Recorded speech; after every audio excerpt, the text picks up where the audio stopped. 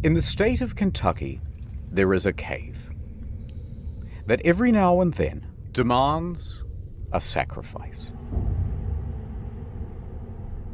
January 30th, 1925. A man walks towards the cave with a kerosene lamp in his hand. He hangs up his jacket and ducks into a 5-foot opening. The inside of the cave is narrow. He has to drop down on his hands and knees, crawling through a passageway filled with jagged rocks and choking dust. Then down a chute he had cleared out months earlier. All of the daylight is gone from here, and this lantern is his only source of light.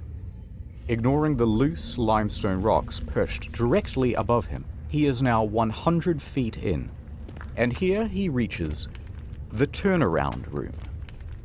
Now they call this the turnaround room because this is the juncture where even experienced cavers say, no thanks, and turn around.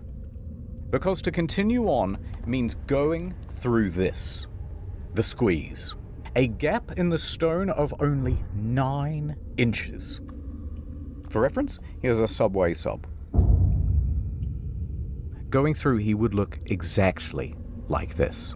His arms will need to be completely at their side, and he will need to exhale so that he can reduce the size of his torso. Gradually, bit by bit, he disappears into the hole. His clothes are caught on sharp gypsum crystals, hooking into him and threatening to hold him in place. But using his feet like paddles, he pushes through. He reaches a wider opening at the other side, then crawls forward towards a ledge. Illuminated here is a 10-foot drop. A rope is already secured around a boulder, which allows him to rappel down. His worn-out leather shoes touch the ground. This is as far as he can go, and it is time for work to begin. What he is working on is another opening. At the moment, it's too small for anyone to fit through, but he will chip away at it until he can shove himself right through the other side. Because on the other side is this. A magnificent and otherworldly cave structure that will be irresistible to tourists. Every day for months he has been removing rocks from this crevice. To him, this is all just routine. So he eases further into the gap. Carefully he contorts his body through. Rocks compress the sides of his torso so close that his arms are pinned to the side of his body. He once again paddles his feet to inch down. Then, about halfway, he stops. The lantern. It's starting to dim. He will need to go all the way back to the surface to refuel the thing. That's just... Sorry. That is his only source of light, is it not? Uh-oh. He sighs. He slowly shuffles back out, pushing the lantern with his shoulder. Then, oh no. Ding, crack, darkness. Oh, shit. He has knocked over the lamp, and it has broken. Now, the man didn't panic. He had been caught in the dark before, and he could make his way back by feel alone. So he continues worming out, leveraging his foot against what he thinks is the cave wall. But that is not the cave wall. That is in fact a rock protruding from the ceiling. As soon as he puts his weight against the rock, it breaks loose. A solid piece weighing 15 kilograms lands directly on his ankle. It aches. But he's okay. It doesn't feel as though his ankle is broken, just badly bruised and caught underneath the rock. So he shuffles to move the rock away. All those gypsum crystals look like spiders. Like spider legs. It's a bad time to mention that. Gravel. A lot of gravel. It falls onto his feet, his legs, his torso, and the weight of it all forces the wedged rock deeper into the gap underneath his foot. Pinned. He tries to push forward. He cannot. He tries to inch backwards. He cannot. He is stuck. This is Sand Cave. This man is Floyd Collins. Floyd Collins. He is trapped in absolute darkness, 60 feet deep below the earth. All of his limbs held in place at the very bottom of the... Is this like 127 hours? This. Squeeze. Turn around room. Shoot. Think of those passages. Entrance.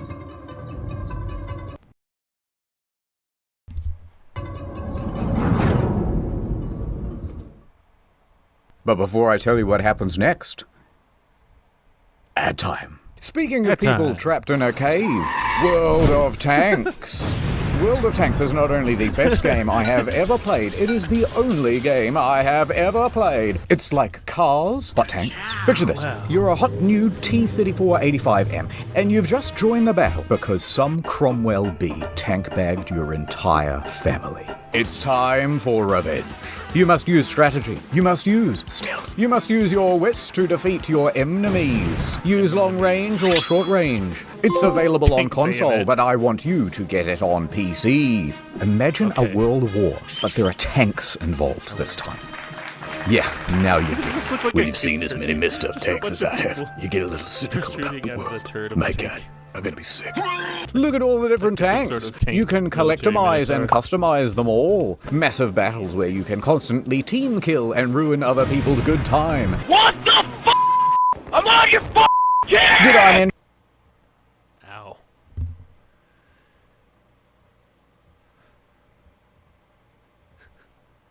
That hurts. It's historically accurate, especially the Japanese robot tanks. Ooh, look, the tanks are kissing. Progressive. Use the invite code TANKMANIA and get the Excelsior. 250k credits. Other stuff. Go to the link in the description and use the invite code TANKMANIA. Here's what you do. Get World of Tanks. Put that on one screen. Then, on a second monitor, you'll watch the next hour of this video while you play the game. Perfection. I'm contractually obliged to say thank you for being a friend. Sarge, no! Tank's empty, kid. Go on without me. No, use your repair consumable. It's too late, kid. Take care of my family for me. No. Get it. Add over. Thanks for Collins the is still in memories. the dark, unable to move. His left arm was pinned underneath his torso, his right wedged by the rock ceiling above. Beneath him, sharp crystal shards dug into his skin. Ice thawed, traced across the ceiling, and dripped down directly onto his face, cooling underneath him. The water was a consistent 54 degrees. Would that be, like, torturing? I mean, like, I don't know. I should look into that, actually. A water torture method. But, like, anyway. That can't be helping his psyche, though. Being trapped in the dark, water dripping on your forehead. Floyd tried to breathe calmly in the concentrated dark. When he did attempt to shuffle, more gravel and rocks would tumble from above and pile onto his feet, so nothing would work. He clawed at the cave walls till his fingertips were bloody, and he realized that there was only one option left. Call out for help. But wait. Who is Floyd, and why did he even go into a dangerous cave? Floyd has been exploring the caves of Kentucky since he was merely 6 years old. And as he grew up, he gained a reputation for being a very daring caver. 1 second. One option left. Call out for help. But wait. Who is Floyd, and why did he even go into a dangerous cave? Floyd has been exploring the caves of Kentucky since he was merely 6 years old. And as he grew up, he gained a reputation for being a very daring caver. He would dive into some hole on one side of town and emerge miles away on someone else's property. Sup? He grew up and he became embroiled in the Kentucky Cave Wars. Now, there's way too much to go into here, but the summary version is there's this huge network of interconnected caves called Mammoth Caves. It's actually the largest cave system in the world. And there's a city right in the middle of it. Cave City, real name. So, of course, there are dozens of cave entrances on private property all over the place. Now, farmland in this region has very poor soil, and things do not grow well here. So, cave tourism as a source of income quickly became the prominent thing. However, a problem. There are a very large number of caves, but there are only a limited number of tourists. So competition rapidly escalated. Visit my cave. No. Visit my cave. Big signs were erected saying, tourists, come to me. Mine is definitely open. Mine is the best. But then competitors would respond by saying, hey, by the way, we're open, but don't go to that one over there. It's really shitty. In fact, it's dangerous. This kept going further. By the end, they were blocking off the trail to each other's property, beating each other in the streets, and hiring people called cappers who would dress up as policemen and tell tourists, no, you can't go in there. That one? No, it's illegal. Despite the fierce competition, Floyd found a cave on his property and he started advertising it to tourists. Oh. Of course, very few came. All right, he thought, what if I found something really special and unique? Then surely people would have to come to my cave to see it. So he kept exploring and exploring until he found this hollow. It was filled with big gypsum crystals, and when you were in there, it felt like a completely alien world. But it was barely accessible. This small tunnel is the only way in. He would need to dig for months to open it up to tourists, but he knew he could do it. Back to the competition. They knew the value of this cave. They knew the potential, they wanted it for themselves, and they wanted Collins gone. One time, 5 of them just wandered onto Floyd's property and demanded he hand over the lease. When he refused, they just started beating the shit out of him. This only... What the? I guess 1925, I mean... Hopefully he lives with someone. Maybe they could witness it. He stopped when Floyd's brother, Homer, marched out with a shotgun and chased them all off. But Floyd was not deterred. Never mind, that makes He more spent sense. 12 hours a day, every day, for months, clearing gravel and stone, chipping away at that passage. He would open it up to tourists, make his cave an incredible attraction, and make his dreams come true. Maverick's new bean-to-cup machines always deliver a freshly ground cup of coffee, so you can enjoy... Hey! Is anyone there? So there's Floyd in the dark, yelling out for help. He's at the start of a very tiring loop. Sleep, wake, yell. Sleep, wake, yell. Hours passed. His voice gave in. Arms tingled numb. Pain radiating up his ankle. Here he remained 6 in the dark hours? for the next 23 hours. Oh. That's a Quickly lot you of might water wonder, drops. how come no one's come for him after 23 hours? Well, Sand Cave resides on... Wait, I want to guess. He lives alone? No. Okay, I give up. a 200-acre farm. There are several homes on this property with other families. One of them, of course, is Colin's house, where Floyd's father, Lee, resides. Now, Lee and Floyd constantly get into fights about how to run things. Oh. Lee wants his son to concentrate on farming, and Floyd wants to concentrate on cave tourism. Arguments would often get heated. And Lee was also a bit of a drunk. It was doubtful that he would even notice if his son Floyd was missing. Also not helping things, Floyd regularly lodged at 2 other homes on the farm. So when he didn't return to one host, they would presume that... That's kind of not great if you're someone who explores caves on a regular basis. Hey, is Floyd over there? Or no, wait. Floyd's not here. He must be over there. And they said, oh, he's not here. He must be over there. And they don't bother checking up. Eventually. That he was staying with the other. And, even worse than that, he had recently spent 30 hours in a cave. Oh, God, no. So disappearing for this length of time wasn't seen as abnormal. Regardless, around the 23-hour mark, a few locals started to suspect that, hey, something might be wrong, and they went to check up on him. And here, they spotted his jacket still hung up. Unusual. They went deeper. However, there was only... Floyd wouldn't sleep in a cave. Wait, would he? I don't know. That must be what they're thinking, right? Only one person small enough to make it as far as the turnaround room. This was a 17-year-old Jewel Estes. He refused to go into the squeeze, but it was close enough to call Collins' name. Floyd! Floyd. And Collins yelled back.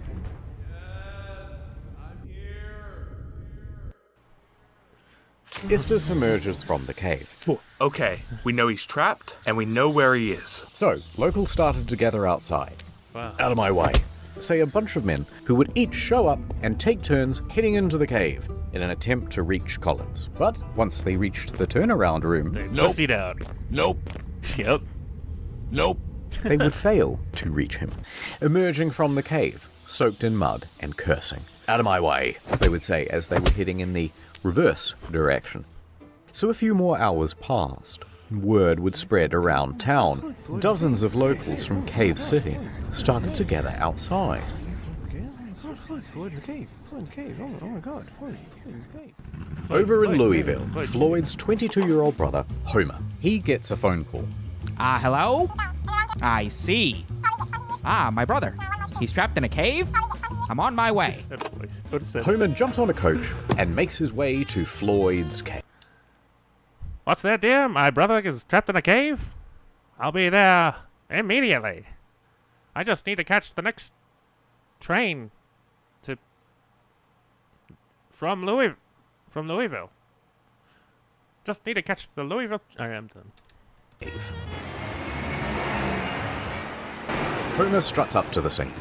Dozens of men are standing around outside. He ignores them all and marches right into the cavern, still wearing his city clothes. He makes his way in, down the chute, through the narrowing passages, down on his hands and knees towards the turnaround room. And when he arrives, he does not hesitate. He squeezes into the hole, scrambles his way through to the ledge on the other side. He sees Floyd below and slides down to meet him. Floyd! Sup? That Sup? probably wasn't that casual. Oh, thank God you're here. Homer took a moment to shine his light around the area and assess the situation.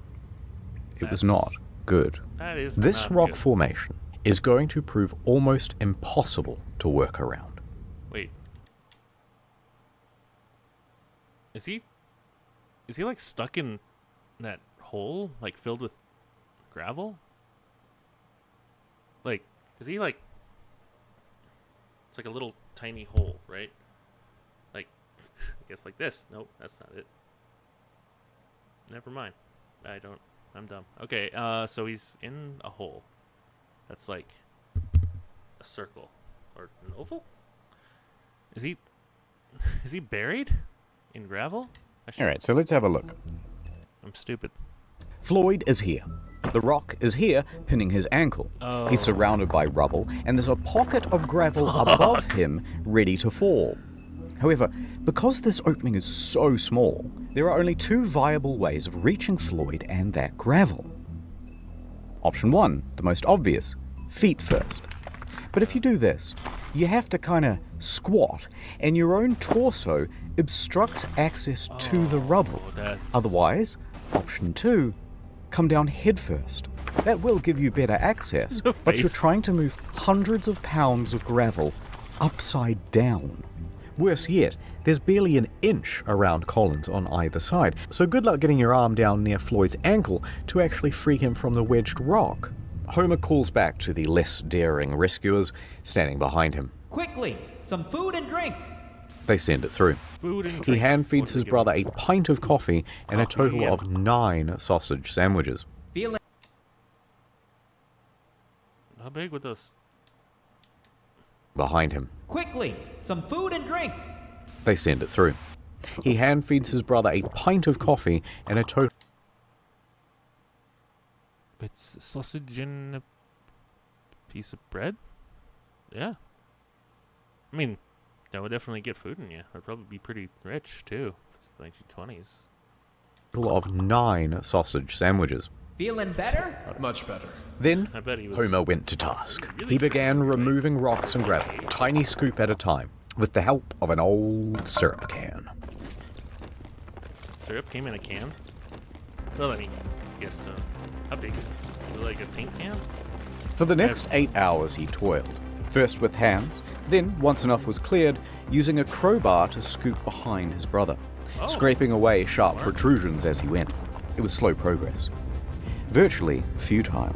As soon as he removed one rock or scoop of gravel, another would tumble from above and land in the new absence. And it was exhausting work. By sunrise, Homer's arms and back were knackered. His lungs burned. He was losing hope. Homer emerged hours later. Okay, so let's imagine the situation. He's been down there for hours. There's probably no...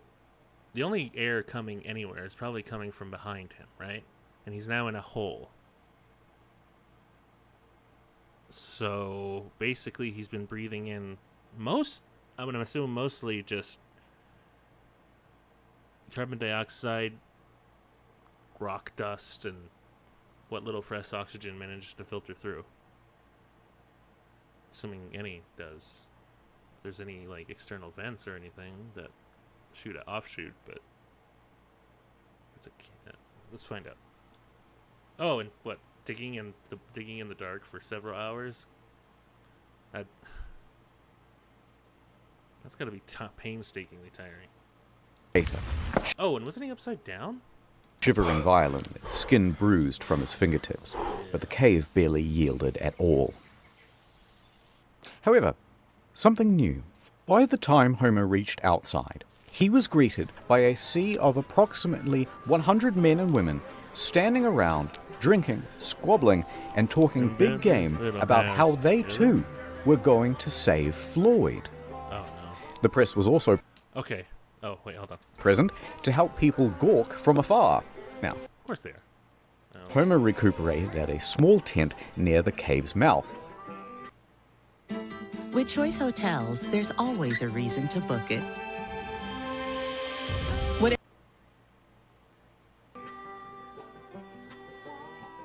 Strangers immediately crowded around him to ask innocent but, frankly, frustrating questions. Hold on. Okay, before we get to that, I want to talk real quick. So, there are now hundreds of people here and reporters. That immediately tells me something bad's about to happen. Because when bystanders get involved, it doesn't matter what day and age they're in, they fuck shit up. So let's see. And offer unsolicited Okay, that's not always true. I know that's not always true. Sometimes, a good Samaritan in a group of people can help. But people in large groups aren't generally very smart. They kind of become like lemmings almost. Pack animals. Oh, well, I mean, it's the 1920s, so maybe people are smarter? I don't know. Let's find out. obvious advice, as well as wildly impractical solutions. He should try untying his shoes, said one. Okay. No, we should send him down with a contortionist who's got a mallet and a chisel. We should jerk him off, right, guys? All right, I made that third guy up. But you get the idea. And they started to argue with each other about their plans. Hey, how about using dynamite? One clique formed, insisting that it was a great idea. Not only is that a bad idea, hold on. Floyd himself used dynamite in prior weeks to clear out passages in the cave.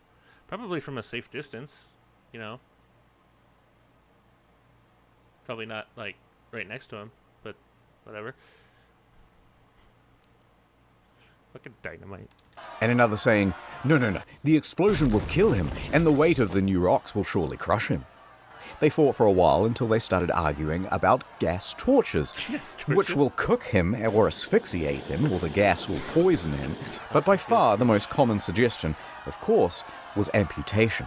Never mind that the foot itself was Are those the guys from Peaky Blinders? I honestly haven't seen the show, and I've been kind of wanting to. I know him, the guy in the middle, who was from Shorts and stuff. You know, what's his name? Thomas. I don't know. Reachable, and never mind what the blood loss and shock would do to Floyd's weakened body, and never minding even more that Floyd was strongly reluctant to the idea. Whatever you do, don't cut my foot off. All of this squabble would not have gotten on Homer's nerves, Yeah, it is. except that not one of them would just brave the damn cave and continue shoveling away the gravel. The formula was always the same. Brave heroes go in with food and supplies, then reach the turnaround room and immediately lose their nerve, then dump the food just outside the hole, and then return back outside and go, Job oh, done. absolutely. No, he says, thanks for the food. Thank you so much. Yum, yum. No one would Yum, go yum. through that squeeze. Dozens more Wait, men would They try. like the food and stuff. All of them would fail. Wow. February 2nd, 9 a.m. So far, Homer has been the only person to have reached Floyd. This animated. This is And that would continue to be true until here we Oh, are it's at like the a stylized Louisville Courier. documentary. There's a spirited young newshawk named William Miller.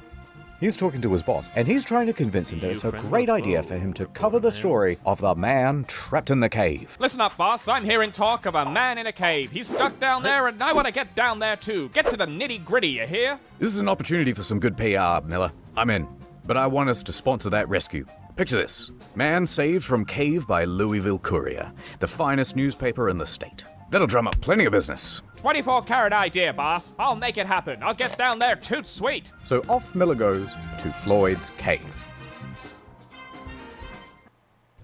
Back over at the cave, Homer is I'll sitting take 2 of them outside sweets, trying to too. recuperate, as Miller wanders up. He glares at the man in his city clothes and answers every question with either a grunt or a one-word answer. Yeah. Sure. Finally, he gestures to Sand Cave. Listen, you want more information? The hole's right behind me. Why don't you go take a look yourself? Now, Miller is only 21, but he is a slender and determined man. He takes on the challenge. So he removes his suit, drapes himself in coveralls, and grabs a lamp. Miller slowly enters the cave. He finds himself stepping in puddles and having to correct his balance against the ever-softening walls. These were accumulating problems thanks to the gawkers outside who had lit campfires all around the entrance. Really? That caused snowmelt, and the stable environment of the cave is starting to shift. But Miller makes it further than most. Hard to see where this is going. And all that's left is that final squeeze, and he's there. He stops. He takes a moment and decides to call out to Floyd. Floyd! Hearing there is someone on the other side, he feels ashamed not to try, so he closes his eyes and moves forward. His slender figure begins inching through. The crystal gypsum cuts into his elbows and tugs at his clothes. He gets snagged. Brought a hammer? He's spluttering through the pools of muddy water. He stops, collects himself, and pushes on. He can barely inhale. If he gets stuck in here, he can only hope that someone else can come in from behind and pull him out by the legs. But eventually, he makes it through. Fantastic. He's now standing on the edge of a 10-foot pit, and he clumsily bumbles his way down. He sat right next to Floyd, ready to interview him. But Floyd didn't really answer any of his questions. What a perfect time for an interview. In fact, he was incoherent. Oh, yeah. At the moment, he is sitting in a pool of water that is 12 degrees, slowly sapping his body temperature. Oh, fuck. And he's been sitting there for like the better part of 3 days? 3 days. So, how long does it take to succumb to hypothermia? One sec.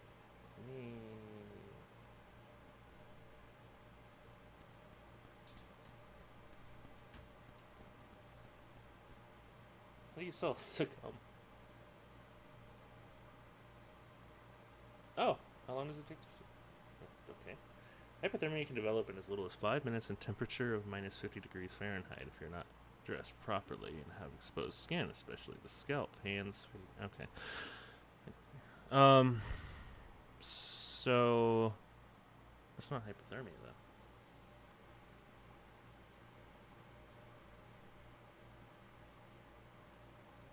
What?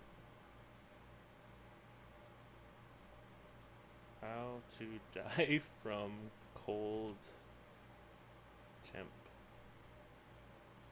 Hypothermia has two main forms. Occurs from exposure. Exposure! That's the one. Okay, hold on. How long to die from exposure? After about 1 minute, circulation effectively stops. Lack of oxygen to the brain renders you unconscious for in less than 15 seconds, eventually killing you. The pressure is very low and not giving him oxygen. So at this point, he's fighting against the clock then. Because the colder he gets and the colder he stays, the slower his body's metabolism? So basically it's a race against the clock, regardless if he's physically hurt. Okay. He is dying from exposure. The cold is diminishing Floyd's mental faculties, and he can barely make sentences. So Miller took a few mental notes, and he left. He worked his way back through the squeeze, past the turnaround room, and out into the daylight. He is covered in mud and scratches and numb head to toe. And when Homer saw, his hope reignited. Someone else had made it to Floyd. You and me. Together, we can get Floyd out of there. You and me, kid, we can take over the If world. Miller hadn't gone to that cave, there's a good chance that Floyd's story would have remained an obscure footnote in the back pages. But the interviews and first-person accounts gave the audience a glimpse of something real. Ooh. Fear, hope, desperation, the full range. Wow. And so from Los Angeles to New York, Floyd's story was picked up everywhere and described the Kentucky man's plight in sensational detail. It was also the era when radio became a regular feature for regular Americans.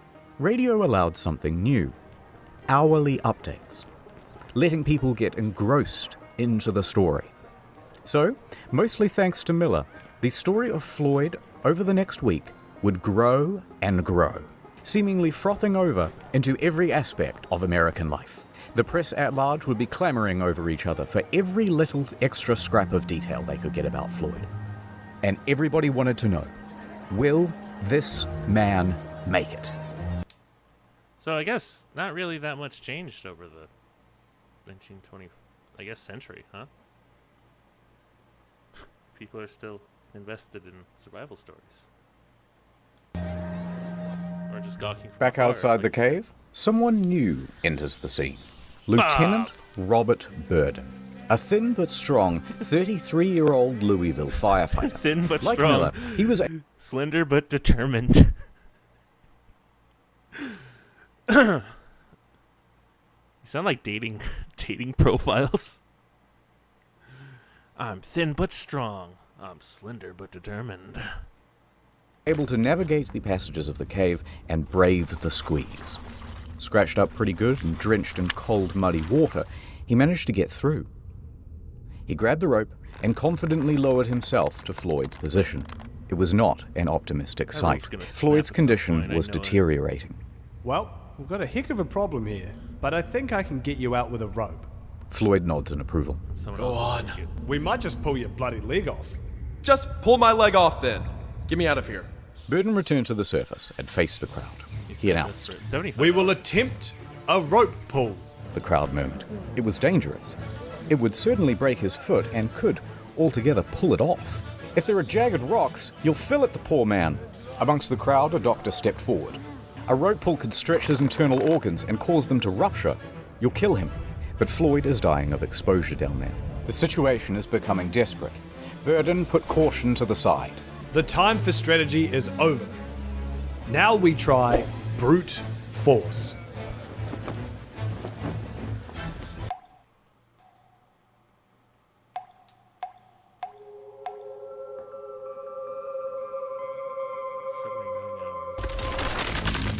Oh, that's creepy. This is gonna be like a nightmare, right? It's in color. He dreams in color. Oh, okay.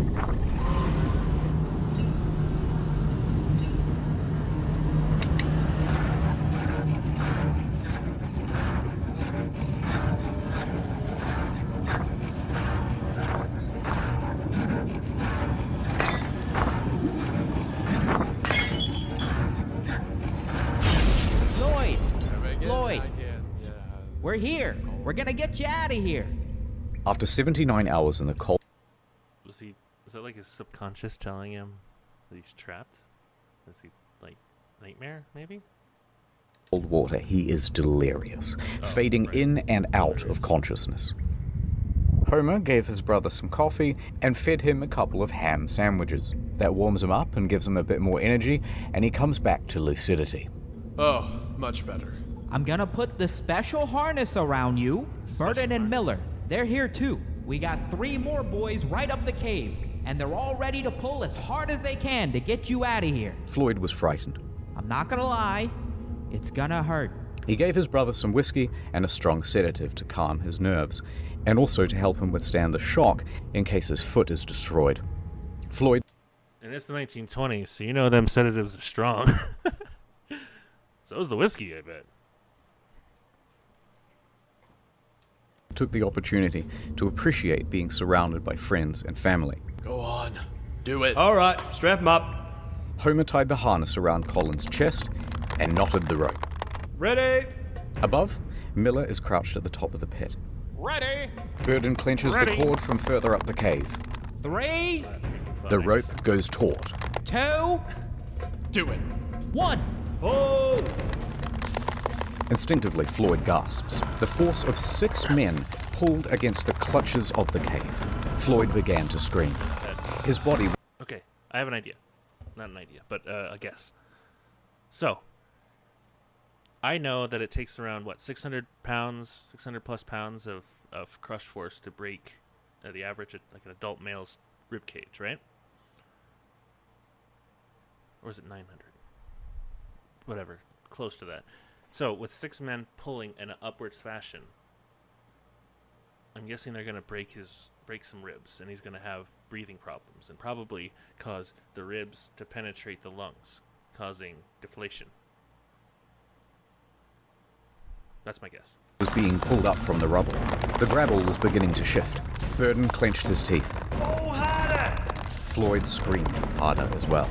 Now, Floyd was trapped in a supine position, but the direction of the rope caused an upwards force that wrenched him vertically.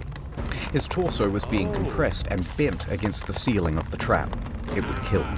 Floyd's screaming intensified, and through gasps was begging them to stop. The screams filled the echoing cave, but it did not stop. The agony continued, on and on, with no progress. Enough! Enough! You guys are killing him! Homer pulled in the opposite direction to give his brother some reprieve. Somehow, Homer mustered Homer is so far my favorite character. Dude's smart. the strength to altogether wrench the cord from the other men's hands. The rope went slack. Oh, shit. Homer, Floyd, and the rope lay limp on the cave floor, panting and exhausted. No progress had been made. I was going to say he's probably, like, really strong, but Floyd is acting as probably, like, what, 130, 40-pound anchor? Plus, they probably weren't prepared for something to violently pull in the opposite direction, so...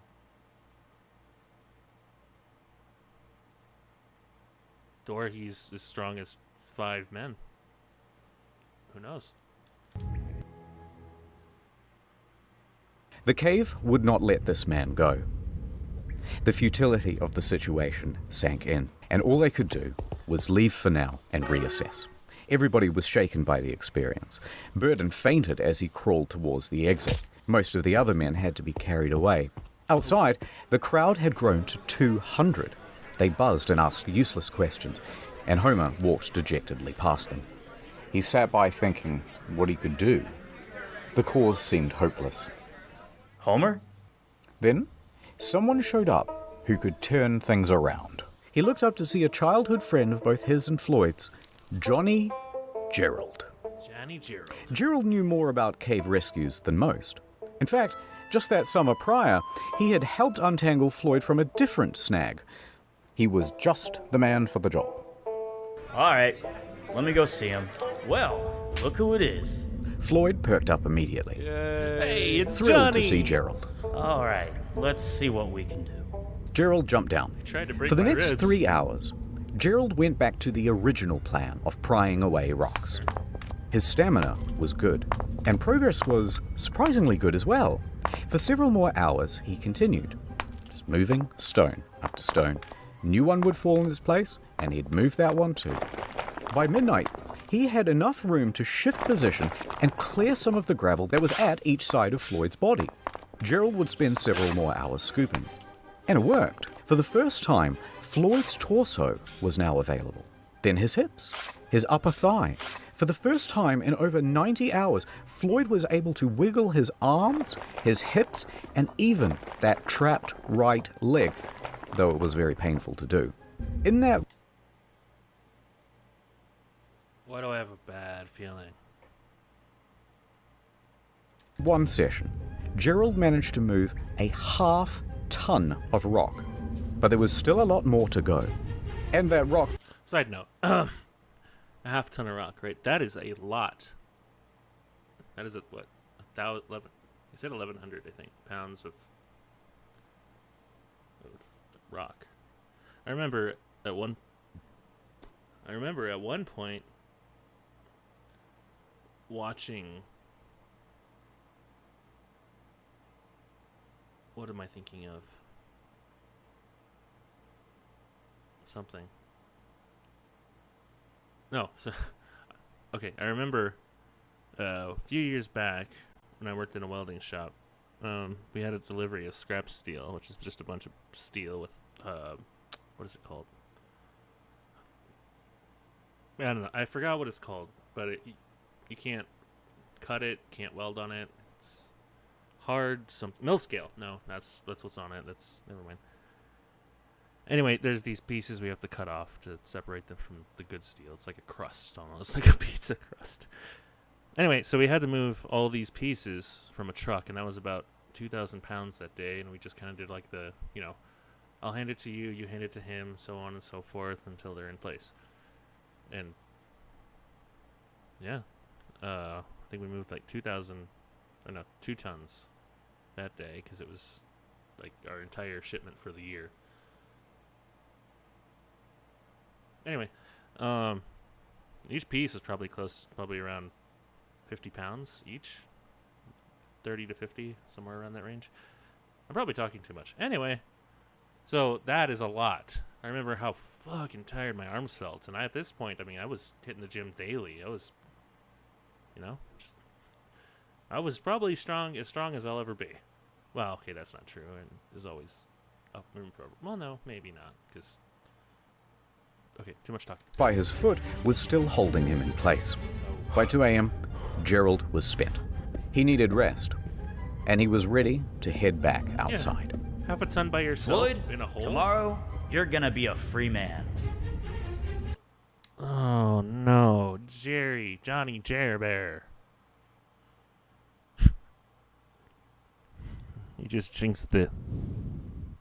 I know he just jinxed it. We're not even halfway through the... Oh, yeah, I guess we are. Now here you might think that things will become straightforward. They did not. Now that space had been cleared, Burden became convinced that if he could get down that passage again, he could free Floyd with another rope pull, fate deciding with both feet or just one. But when Burden tried to enter the cave again... Hold on. He obtained a special pulling rope and harness from the fire department. Looks like a hose.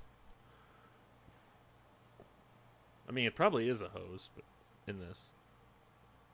Or maybe not.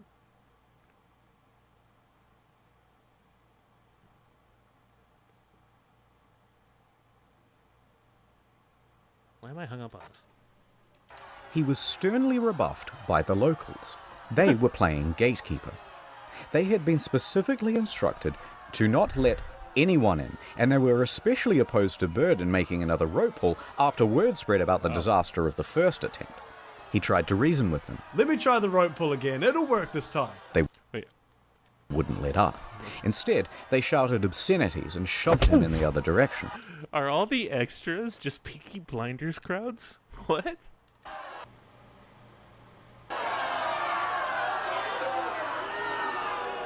Meanwhile, Gerald and Homer are incapacitated with exhaustion, and Miller was busy filing some paperwork for the Louisville Courier. Nobody else had the ability or the authority to take action, so Floyd spent all of that morning alone. Hello? Is anyone there? I mean, surely. Help. No. Wait. No, probably not. Hey! Anyone out there? Word spread about Floyd. Miller's reporting had been picked up by the AP Newswire, and they distributed it amongst their hundreds of partnered newspapers. Surely you can't. I mean, it's like almost, let's see, 5 days now? Almost. For Miller, it would be the biggest moment of his career. But he didn't stop to pay it mind. He spent the day hatching a rescue plan. Miller descended into the cave and... Man. Journalism must have been way different than what it is from today. What it is from today. What it is from today. Is that right? That doesn't sound right. It can't be right. I mean, maybe it's just me focusing too much on American mainstream anchors and crap. Maybe just paparazzi and whatever else. Sorry, I had to sneeze. This dude is determined. Set to work. When he entered, he found that the team before him had strung light bulbs all through the cavern, leading all the way down to Floyd. Very handy. Huh. A bulb was also put around Floyd's neck to keep him warm and make sure that he was never again left in the dark. Miller popped down to Floyd. Ah, Floyd! Fancy seeing you here, buddy. Reusing that syrup tin, he started offloading gravel into buckets. Those buckets were then passed up and down the cavern. And so it went on for the next 2 hours. Miller stopped for a break. He took some bread, milk, and whiskey, and sharing it with Floyd, they started to get to talking. Maybe it's just me because I have like... That sounds like a tummy ache. Then again, I can't have dairy or wheat products without consequences. Hold on. Consequences? I mean, I'll still do it. Doesn't sound like it'd go well in the tummy. Floyd had been in that cave for The over tum-tum. 100 hours now. The belly. And seeing everyone working together, Floyd was overcome with a sense of hope and relief. And so he began spilling his heart out to Miller. Wow. Here is what he is quoted in the newspaper. I believed I would go to heaven. I can feel that I'm to be taken out alive and with both my feet. Oh. I kept thinking, what would happen if the rock above me would fall? It caused me to shudder. I kept thinking to drive my mind to something else, but it wasn't much use. I couldn't do much to help those who came to help me, but I knew that a lot of people were willing to do all in their power. It gave me courage. Tuesday morning, I thought to myself, 4 days down here, and no nearer freedom than I was on the first day. How will it end? Will I get out? I couldn't think of it. I have faced death before. It doesn't frighten me, but it is so long. Tell them I am not going to give up. Tell them I'm going to fight and be patient and never forget them. Wise words. Meanwhile, Floyd's... I have a feeling that he had a lot of time to think about it, think about death and his demise and everything that's been going on. I mean, I can't go into details, but I've had similar situations, both involving near-death experiences and just in general, of, thinking too deeply into the universe and Anyway, point is, that would be terrifying. Especially knowing you were in a really life-threatening situation and not just sitting on your couch bored.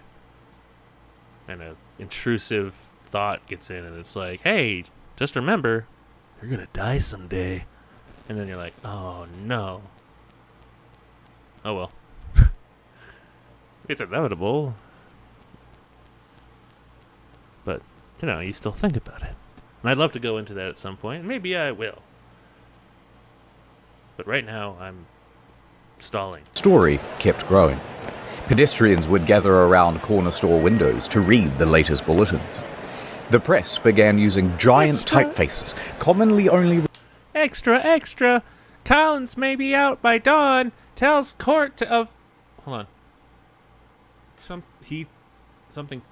Tells court of efforts to free prisoner.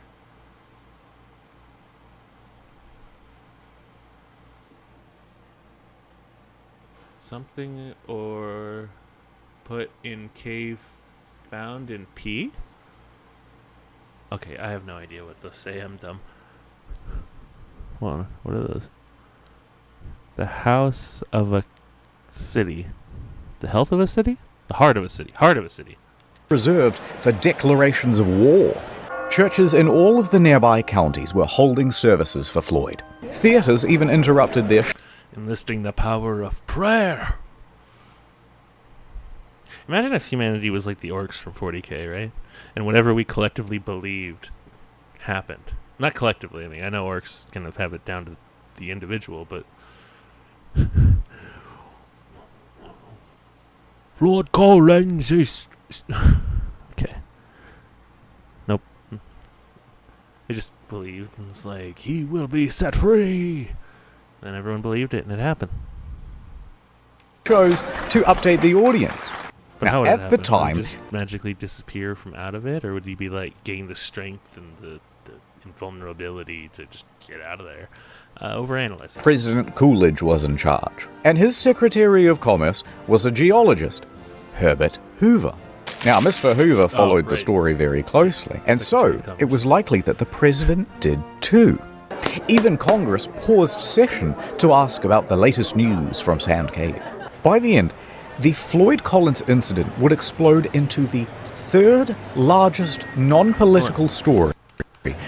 Okay, the third largest non-political story from 1918 to 1939. Okay, the first was the Lindbergh flight, and the second was Lindbergh baby kidnapping. Wow. I know about the Lindbergh flight, but what's the Lindbergh baby kidnapping? Let me look that up real quick. I know this is a bad idea. What is Lindbergh cheese? No. Berg. Baby kidnapping. The kidnapping. Charles Augustus Lindbergh, 20-month-old son of famous aviator Anne Morrow Lindbergh, was kidnapped at about 9 p.m. on March 1st, 1932, from the nursery at the second floor of Lindbergh home near Hopewell, New Jersey. What really happened to the Lindbergh baby? Lindbergh baby was not returned. However, it was nearly 6 weeks later the infant's battered and I'm not going to read the rest of that. You can find out yourself. Between World War I and World War II. All of this excitement brought an inundation of people to Cave City. Old population, 690. Yawn. New population, 10,000.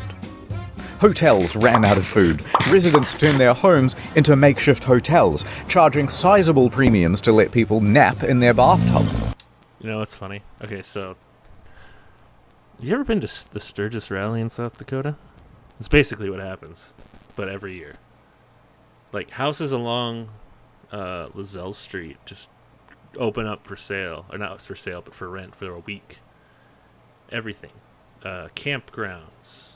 Parking lots. Any square foot in Sturgis immediately becomes real estate. Real estate that you can monetize. And so they do. And if you could suffer, a bunch of bikers hanging out. And bikers, I don't mean a negative turn by. I just... you lived where I live for your entire life, basically. You get tired of driving around bikers. So many. You gotta be extra careful, like 1 week out of the year, because not everyone, joins onto the interstate. Not everyone gets off at the interstate the right way. And by that I mean signaling.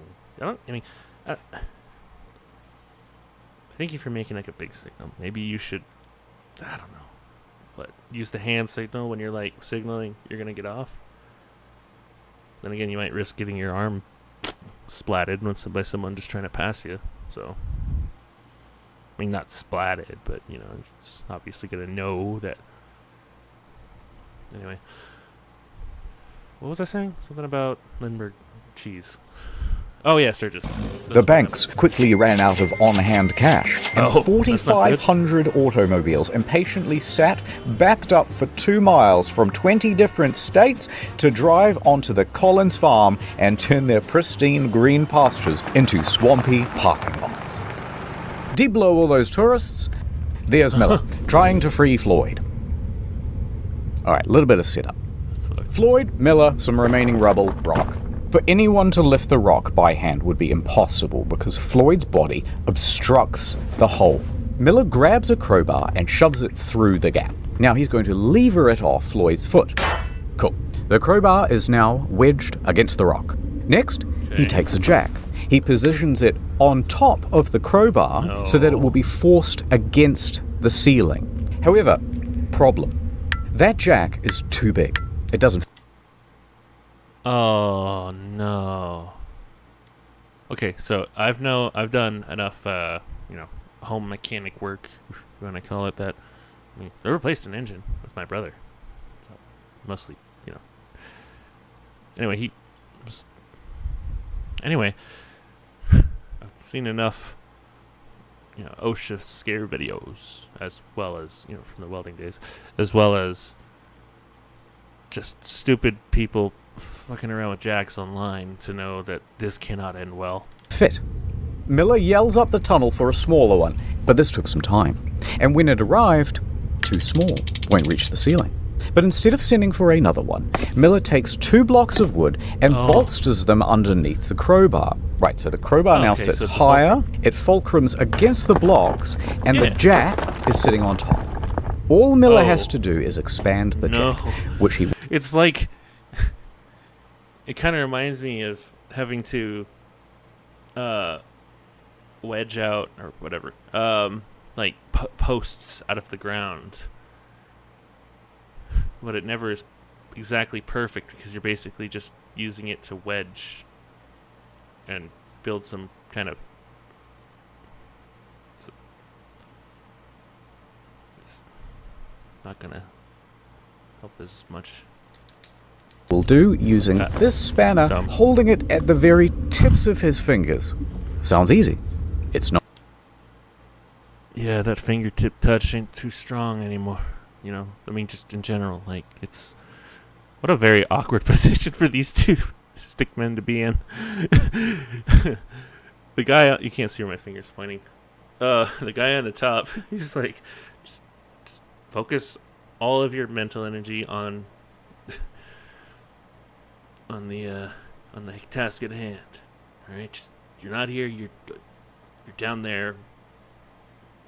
And then the guy at the bottom is like, I don't.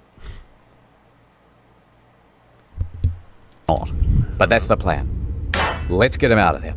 He turned the wrench. The jack expanded, and the crowbar took strain. The whole thing slid apart with a pang. Floyd wasn't hurt, but Miller was contorting and exerting his whole body from back to fingertip. They tried again. Same result. Miller tried a new angle. Maybe this time. The jack pressed. The tension increased.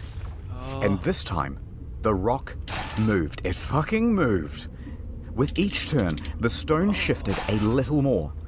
Miller's hands shook with adrenaline, his face and body dripping with sweat. pang. One of the blocks slipped, and the wooden tower went sideways. The rock painfully slammed back down on Colin's foot. You'll get it next time, Miller. Try again. Miller did. I have this weird... Reminds me of like working on a vehicle with my brother. Just in general, you know. Kind of having to having a difficult time working through like just some tool related problem and being like at the edge. Like, for example, when I was taking an engine out of my Dodge Caliber at the time, because I don't have that car anymore, so I can talk about it. Not that it matters. Fuck. Why do I care? Anyway, the exhaust manifold is one huge ass piece that requires 8 bolts to go back into the engine block. And that itself was its own problem, all right? That was a pain in the ass to do. This was not a hard problem, just a very difficult problem to be stuck with while you're like you're under a car that doesn't have a high clearance, so the car is already jacked up on both ends. You know, it's basically just being held up by jack stands they're 6,000 pound jack stands or 6 ton jack stands. 6,000 pounds, I think. Whatever. They're well suited for this car, and you're not worried about that. Problem is that even with those jack stands set on their lowest setting, which is not set to a locking position at all, it's just sitting onto itself. It's just that's as much room as you can get, and then you're trying to reattach the exhaust pipe that goes to the muffler and then goes out to the diffuser. What muffler? Is muffler, exhaust pipe? Yeah, they reattach the exhaust pipe to the muffler. There's different parts with names, I know. Anyway. And it's just, you gotta basically work in a small enclosed space with awkward tools and objects that are much bigger than you and have much more leverage in the space in the way they have to be positioned and oriented, or smaller in this case. So in the exhaust manifold has these two tension springs or something. They're bolts with springs on them, so they have to be like torque locked or something. Anyway, that was just another problem. Oh, and the freaking thermal gasket. Stop talking now and press the button. Again and again. Adding blocks, taking them away, new crowbar position, change the jack position, every angle, all while Floyd was there, cheering him on. Yay! Yay! For the next 4 hours he tried. 4 hours? No progress. Miller was exhausted. He couldn't do this on his own.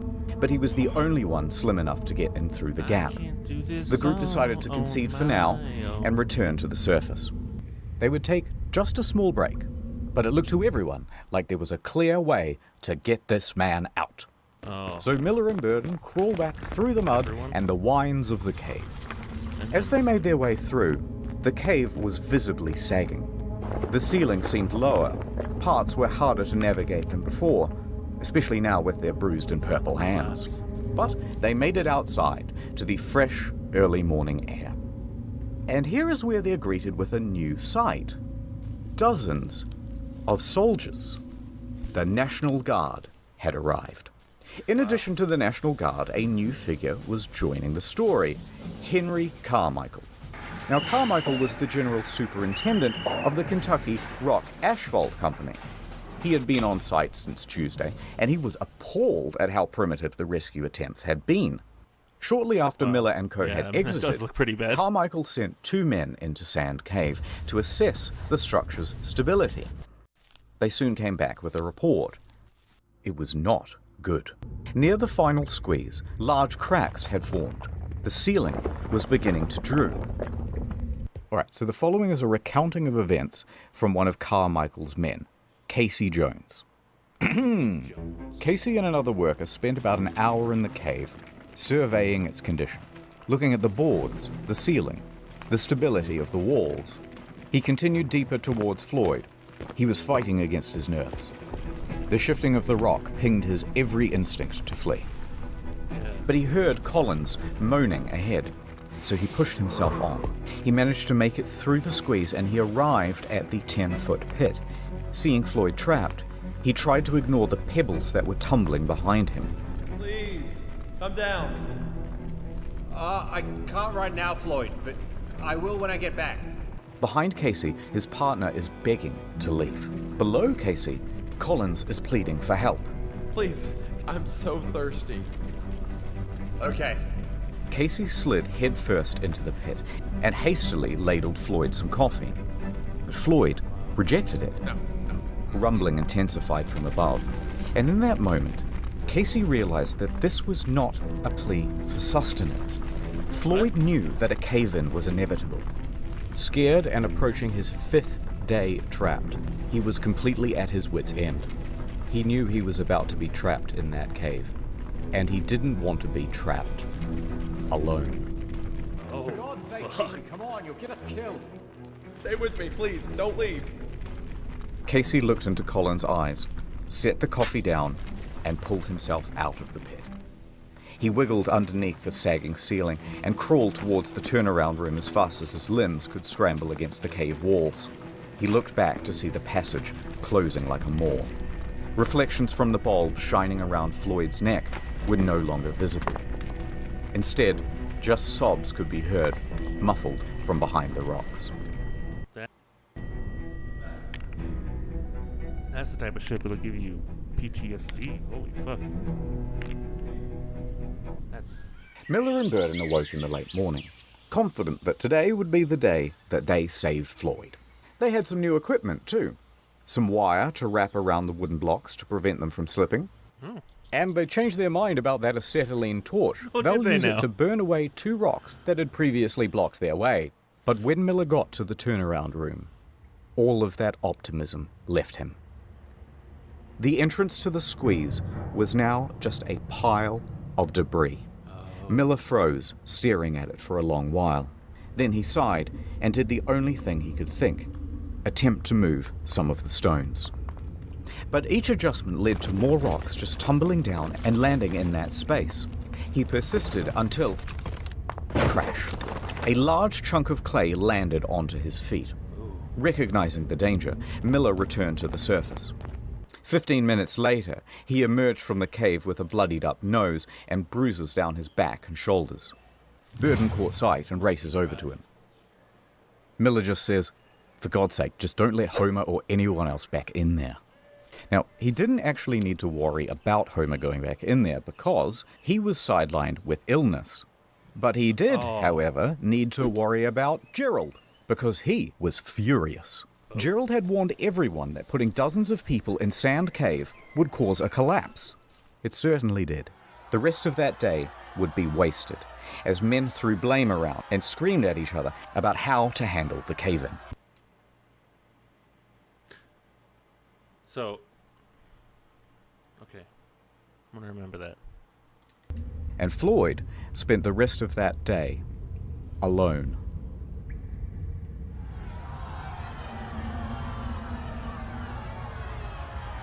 The surveyors continued checking the cave throughout the day. We passed By the evening, Sorry, I had to draw the conclusion. Carmichael had ordered everyone to an assembly. Gerald took the floor.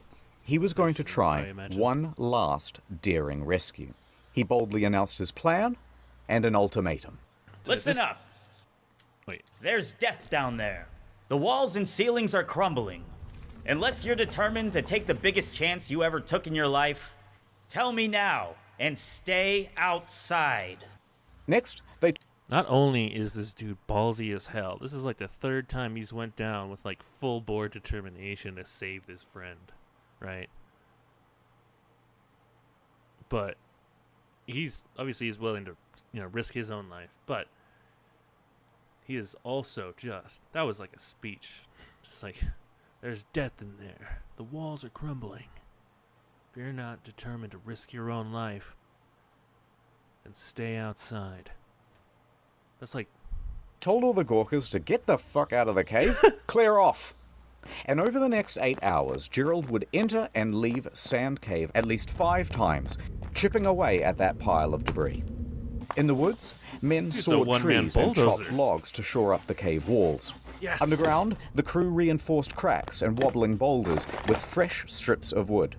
Gerald assessed that about 4 barrels of rocks would need to be moved, and piece by piece, they made that happen.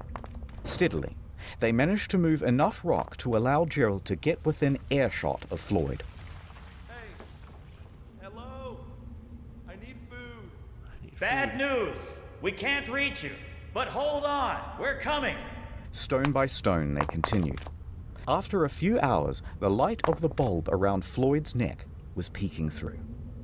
A couple more hours, enough room for Gerald to squeeze through. This dude is a beast. That's enough. Floyd, I'm going for now. But when I get back, I'm gonna get you out of there. Exhausted but still determined, Gerald crawled back up the cave and marched to the men huddling outside. Gather the equipment, and in an hour's time, it's gonna be me and Floyd coming out of that cave. I think one sad thing to bring up is that this is 1925, obviously, so the equipment that they can possibly have is, you know, restricted by its time. You know, hydraulic equipment, pretty much anything we'd use in a rescue for nowadays, like, oh, I don't know, portable oxygen, like heavy Kevlar ballast bags, and hydraulic, like, pistons, and the jaws of life wouldn't really be applicable here, but you get what I mean. There are a lot of, like, things that we have created because of probably events like this, where, you know, someone saw a need, like, hey, I don't know, just as hydraulic technology got better and more compact, rather more not hydraulic, pneumatic, there we go, pneumatic, air-powered, as that stuff got more. When was the hold on, just curious. When was jackhammer invented? First jackhammer was the percussion drill in 1849. The first true functional jackhammer with a chisel-shaped head was invented by an Englishman, William McCreevy, who promptly sold the patent to Charles Bradley King of Detroit. Charles Bradley King of Detroit, Michigan. Charles Bradley, the King of Detroit.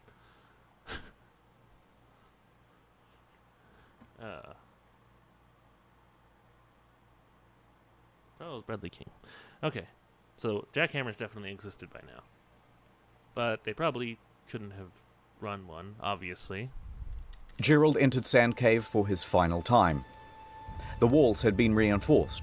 Plus, using pneumatic tools in a rapidly shifting environment probably would have been a bad idea. But mud and water was accumulating everywhere. He waded through it and pressed on past the danger of the sagging ceiling. With determination on his face and a grease gun clutched in his right hand, he scrambled towards Floyd. But before the final squeeze, he stopped. It was all gone. The cave ceiling had crumbled once again. Gerald stared motionlessly at the pile. Then he began to yell. Floyd! A rock disconnected from the ceiling and tumbled onto Gerald's head. Luckily, just a small one. He rubbed his scalp and called out again. Floyd! This time, a moan. It rumbled from the other side. Fearing that his friend was slipping out of consciousness, Gerald willed himself against the cave, launching the debris behind him with force. He ignored the pain from being This man, give this man a pickaxe. He's John Henry. He's digging through the mountain. Struck on the head and clawed at the stone pile. He carried on this way for several minutes, until a sharp, heavy rock dropped from the ceiling and landed squarely on his back. Oh, squarely? No more than 15 minutes later, Gerald returned to the surface, defeated.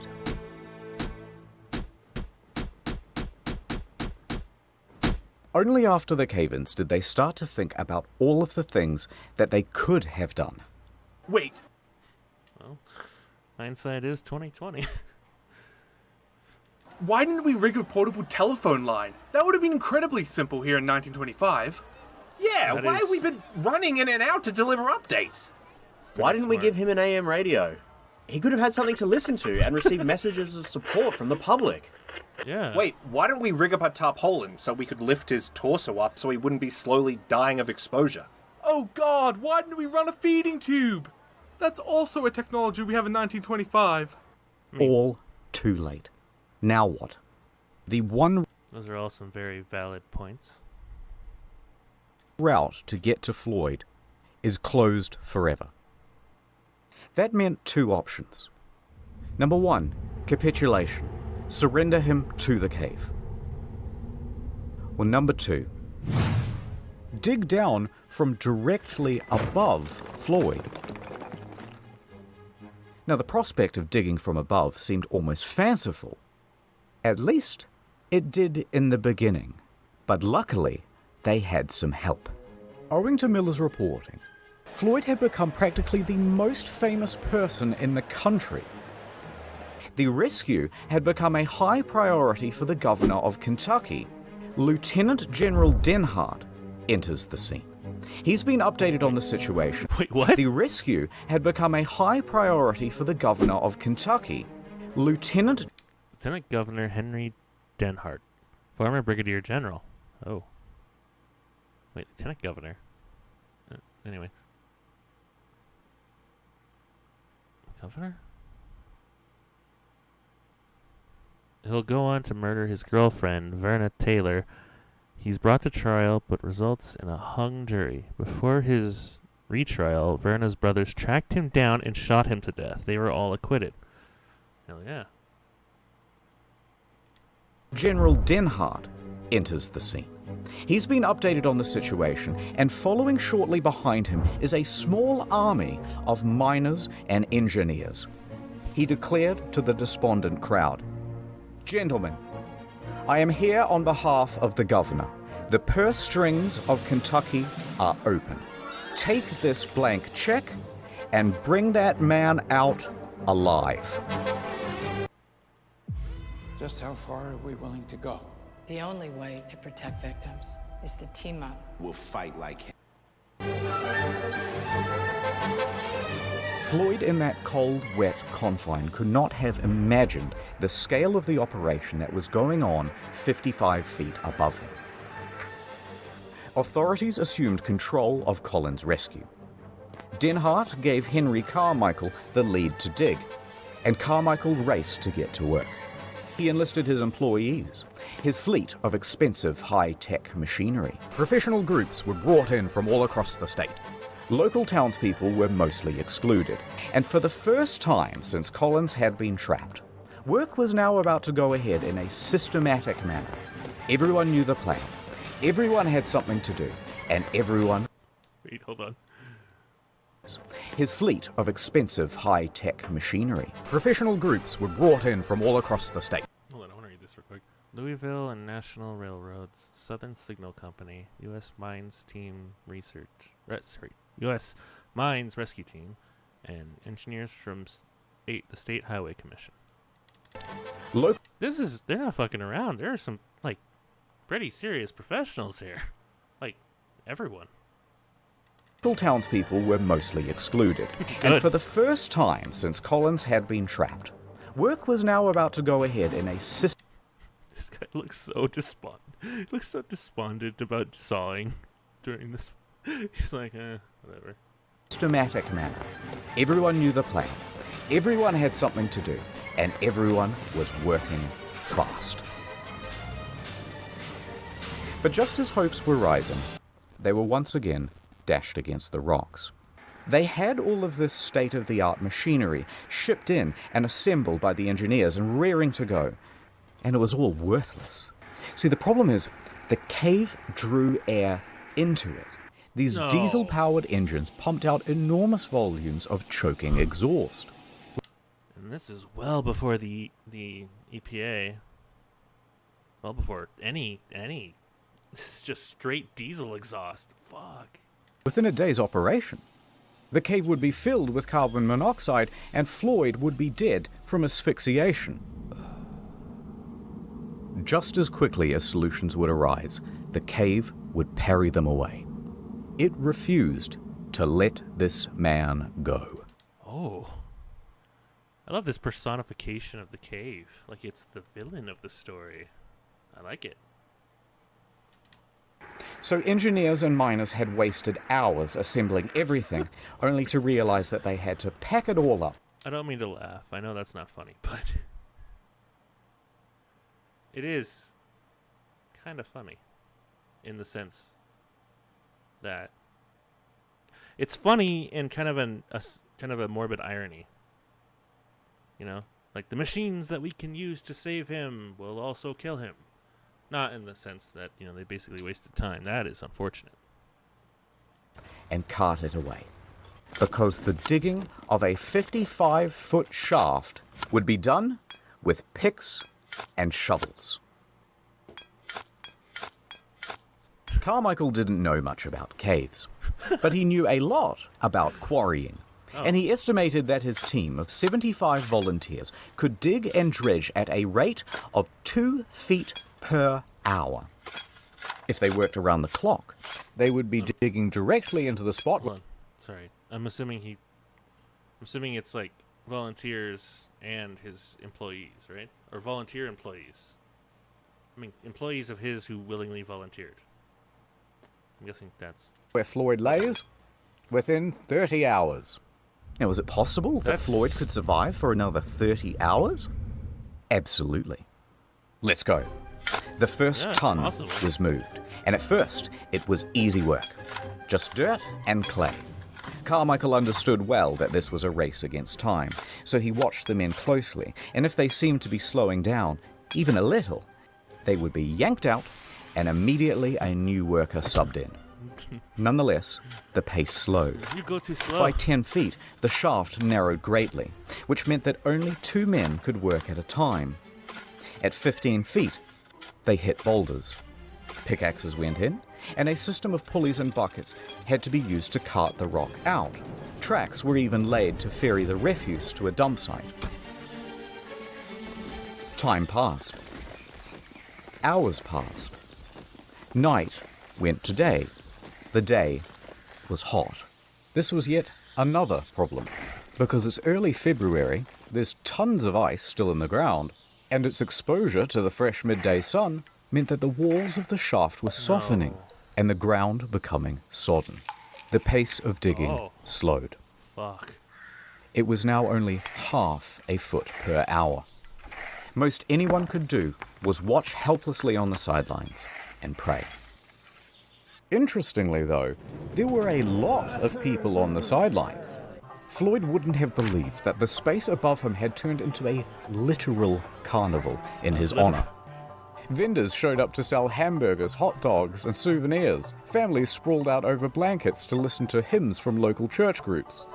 The local mountebanks sold moonshine and miracle cures. There was even a bloody juggler. And Old Man Lee was there, walking around, shaking his jar, and soliciting donations. Dear old But dad. where were Homer and Burden and Miller during all of this? Never the Okay, businessman. let's back up a bit. People did not properly understand exactly how... I know I say that, but I don't have any fucking clue what he's... I mean, I know they were arguing over business, but... I guess if he... Whatever. Floyd was trapped, and the news didn't help much either. So the obvious question started to arise. Why hasn't he been... There was text. ...understand exactly how Floyd was trapped, and the news didn't help much either. This is an actual diagram used.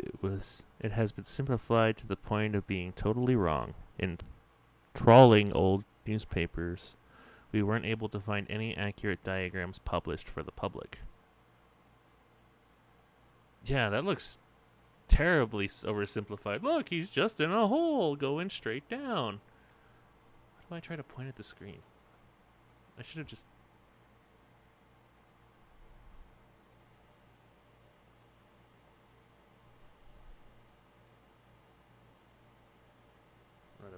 halfway through. It's too late to do anything about it now. So the obvious question started to arise. Why hasn't he been... understand exactly how Floyd was trapped? And the news didn't help much either. Look, he's not... There's just enough room for a man to dig his way through. Just follow the dotted line, idiot. Man, no wonder why...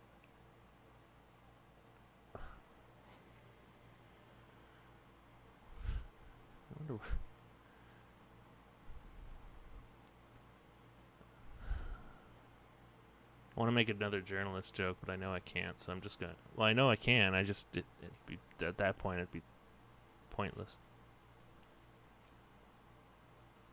Because I've already ruined any kind of setup for the joke. So the obvious question started to arise. Why hasn't he been rescued yet? Just clear some gravel or pull a rope. How is this so hard? Motive was attributed. I heard they didn't even want to have him rescued at all.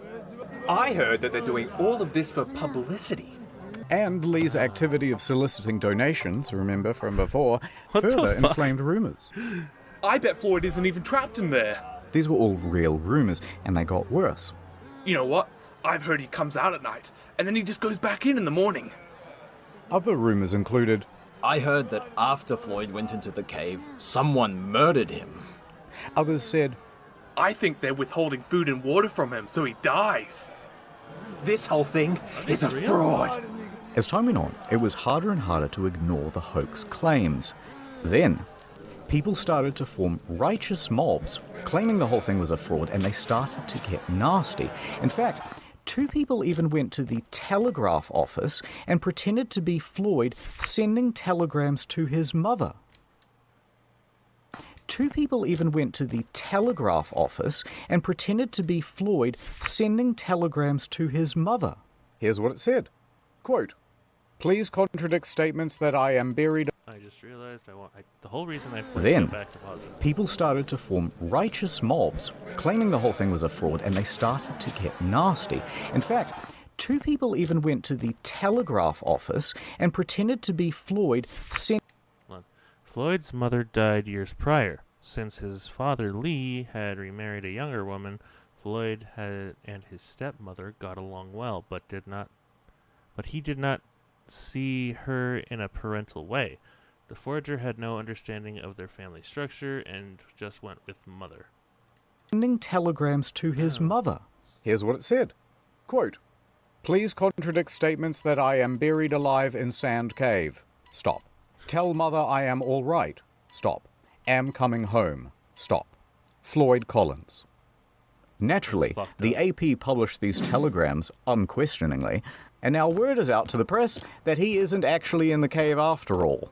That made the authorities look foolish, and it could not go on. So, a hasty court-martial was arranged. Wait. And Homer Miller... Court-martial? Actually in the cave after all. Do court-martials That apply to civilians? National. Okay. Made the authorities look foolish, and it could not go on. So, a hasty court... Cave hoax rumor starts an inquiry. Governor Fields calls military court, but points out 5 men saw Collins entrapped. Radio indicates he lives. Sound of a heart after 10.5 days quells fear of pneumonia.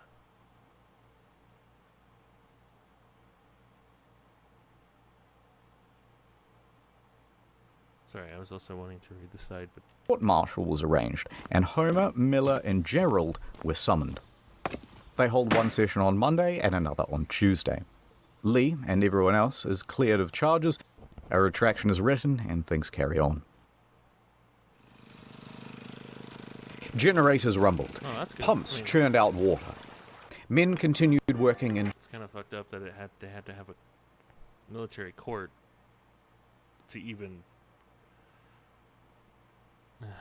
I mean, obviously, it probably was just a publicity thing to get it cleared and be like, "Hey, we did a inquiry. Yeah, it's not fake. Quit, shut up." Shifts and carrying away the earth. Here they are with strips of lumber to shore up the walls. They were only 25 feet down. The pace had slowed to 4 inches per hour. In their desperation, they resorted to dynamite, but this did little to the boulders. Despite all these bleak circumstances, people's spirits were high, because everyone was keen for their turn to dig, and because they had one more thing to latch onto. He is probably still alive. Now, how do they know that? Okay, so remember that light bulb around Floyd's neck? Well, it's powered by a simple copper wire. Bare copper wire is subject to very minute fluctuations in resistance. So, an engineer rigs up a radio amplifier to this wire to read the current and see those small fluctuations.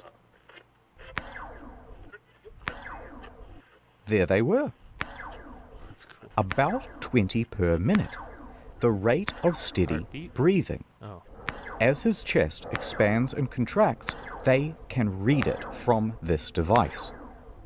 And so, they kept going. And going. And go. How fucked up would it be if, like, they hung a radio, like, from the center of the pit down so that the miners could hear every heartbeat, so they just keep going faster?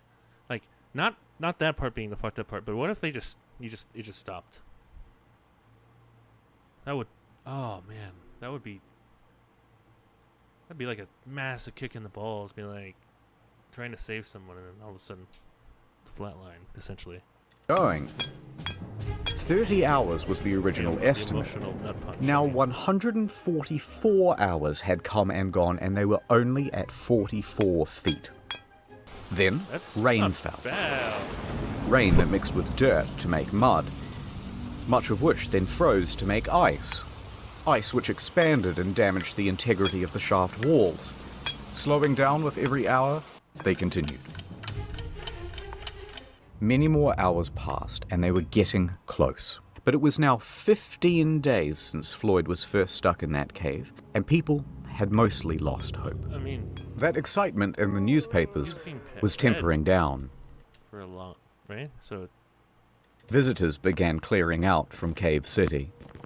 Many still held on to hope, but their final lifeline, that light bulb, had burnt out. And it wasn't possible to do any more readings on the radio amplifier without it. No one knew if Floyd was still alive. 411 Another hours? 51 hours would pass before, finally, they reached the 60-foot depth. I'm in! Chisel! A chisel is handed down. At 1:30 p.m. on Monday, February... It's gonna sound kind of stupid, but doesn't that remind you like digging like a 4x4 square in Minecraft and just going down layer by layer until you finally break into some cave? I mean, I know it's essentially exactly the same thing, but obviously the reality of it is that it would take forever and be incredibly exhausting and require a lot of manpower. 16th. Sand Cave would open once again. For 17 days, Floyd had been trapped underground, stuck in the same position. 4 days without heat or light. 12 without food or water. Wait. Imagine... I guess part of the appeal of going to, like, caves back then was probably just going by the natural entrance, but there are some caves that have, like... Well, like, here and wherever I live... No, fuck. What's the name of the park? It's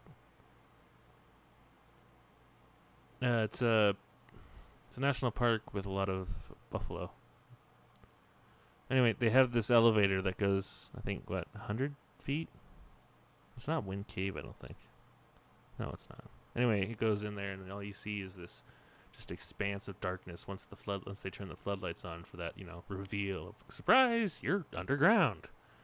I mean, they don't, obviously, you're going onto an elevator underground. It's just kind of like, hey, look, it's pitch black. And then, look, this is what little light these flood lamps can produce. And it's just basically a floor, a ceiling, and a black expanse in between. Probably would be much worse considering, dim fluorescent light bulbs and lanterns. But Maybe the dripping of the cave water had provided him with some sustenance? There are stories of people surviving harsher extremes. Rescuers frantically tugged at rocks to widen the hole. Everybody stood by, absolutely silent, peering into that hole. Ed flashed his light into the gap, then eased himself in.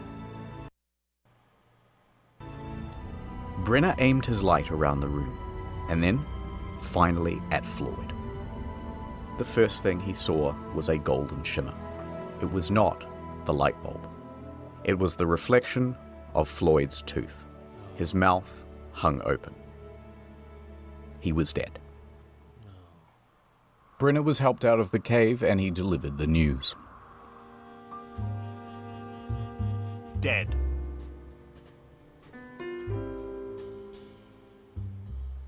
A coroner would later state that Floyd succumbed to exposure hung open. He was dead.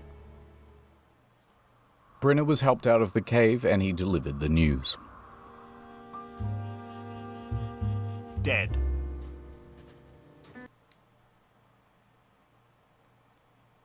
I'm assuming that this picture is actually from the event. Everyone looks so despondent. So broken. Like they had been... Well, obviously, like everything they had worked for the last... I'm guessing around 200 hours for them specifically had amounted to corpse.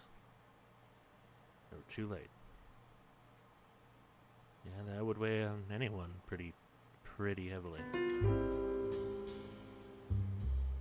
A coroner would later state that Floyd succumbed to exposure and that they had missed him by just 3 days, about the same time that the light bulb had gone out. That is so fucking sad. He died with the bulb. Or the bulb died with him. At least he wasn't alone in the dark. For if that's any kind of consolation. Had a rendezvous with death in Sand Cave.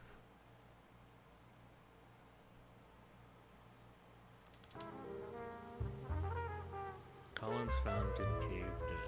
Collins dead 24 hours when found. But what would they do now with the body? Another example of misinformation. He was dead for... I imagine maybe someone wanted to pretty it up like they were just a day late. When really they were 3 days late. Shaft walls were ready to fall inwards, and risking lives to remove a corpse was seen as just irresponsible. So the following morning, officials made a decision. Floyd would be entombed where he lay. The cave would keep its victim. Now, this did not sit well with the family, but what could they do? The next day, they planned the funeral. The town emptied of people, and the shaft with Floyd at the bottom was refilled with soil. Wait, why? But that's not quite the end of the story. But if you hung on for this long, keep holding on, because things are going to continue to get interesting. But first, let me do a wrap-up of where everyone is and all that stuff. Context. The Collins family already... I will always laugh at a slide whistle gag. He had financial hardship. Locals saw Old Man Lee scouring the rescue site for glass. Bottles? Bottle deposits commonly offered 2 cents per undamaged bottle. Okay, so 2 cents a bottle, what? It's 50 bottles, it's $1. What's the buying power of $1 back then? If the cost of a telegram was $2, which I'm assuming it was, because he was holding up $2 bills. Damn, dude. Is things really that tough? I mean, I guess this lot of land has just been turned into nothing. I mean, dirt. Just driven on dirt. Probably just everything got fucked up. So I guess farming's out of the notion, too. Bottles. But the owner of the land, B. Doyle, and supposed friend of Floyd, was wholly unsympathetic. He erected a sign on the highway which said, 200 yards away, the body of Floyd Collins is imprisoned in Sand Cave. Then he began charging tourists 50 cents apiece. I'm dumb. Was that a real sign? Dead. 200 yards away, the body of Floyd Collins is imprisoned in Sand Cave. Crystal Cave. Then he began charging tourists 50 cents apiece for the opportunity to gander into the hole. It's 100 years later, B's dead. Let's call it even. Love that. Also, remember those claims of Kentucky being an open purse? Hold on. That can apply to almost any situation. What's the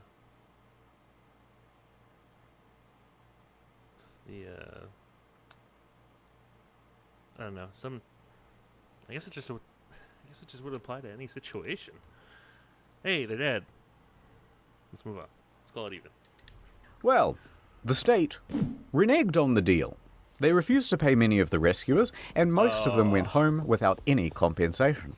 Some of them did make some money out of the situation, though.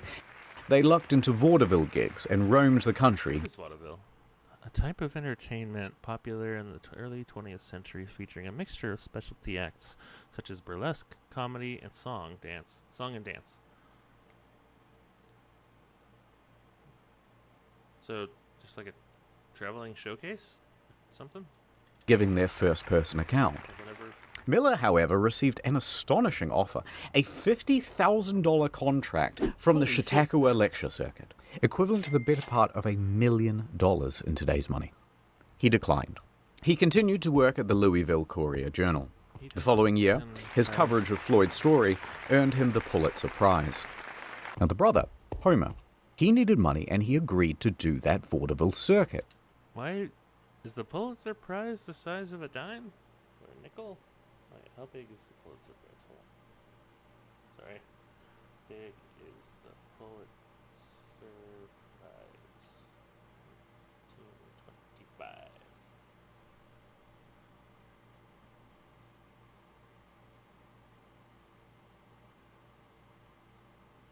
I mean, I'm guessing it's like the size of like a palm, like a human palm. It's not a coin, is it? Really?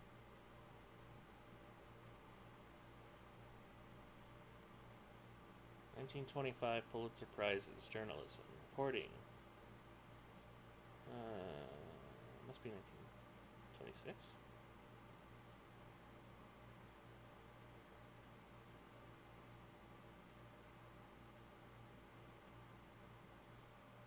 Yeah, it must be 26 then. Or further on. Probably further on.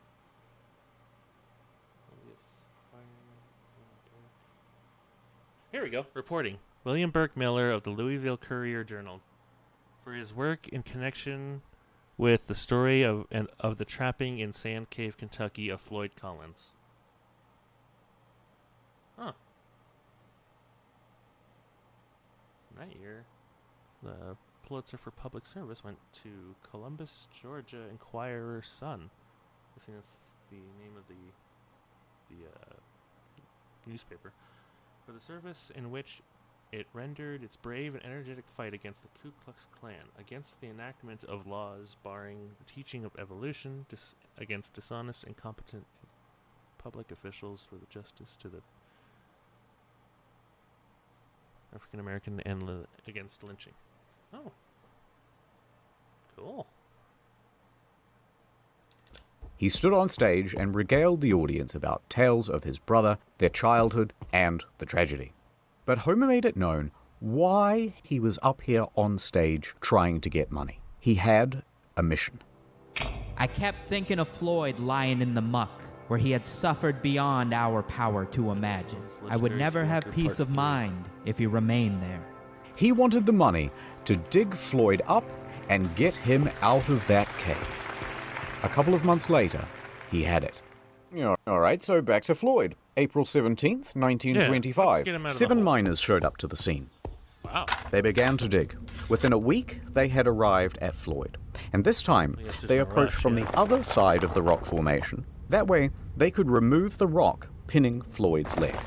They lifted him up from his tomb and laid him down on the fresh air above. Wait, so did they go down? No? How did they... I guess if they filled it in with soil, then I'm guessing they could have probably had an easier time of digging down and then dig from there to where they knew it was behind Floyd. How did they get behind him though? Was there another entry point besides the tunnel, the hole they dug, the 60-foot hole? Or was there like another entrance that was later discovered?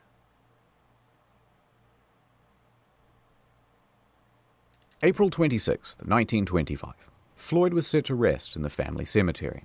A stalagmite had been set as a headstone to mark out his plot. Oh, and there he lay. No, that's not actually where it ends. Okay, this is where it gets weird. 2 years later, 1927. Times have been tough for the Collins. So Floyd's dad sold Sand Cave to a dentist named Dr. Harry B. Thomas for $10,000. Now, Homer begged him not to, because at the time, the government was starting to buy up tons of land in the area and turn it into national parks. They had to pay at a very competitive rate. But Lee was becoming a bit old and senile by this point, and frankly, it's doubtful that he cared about Homer or Floyd or anyone else for that matter. It's 100 years later, he's dead now, let's call it even. So, the point is, in this land sale with Thomas, Lee agreed to a very odd clause.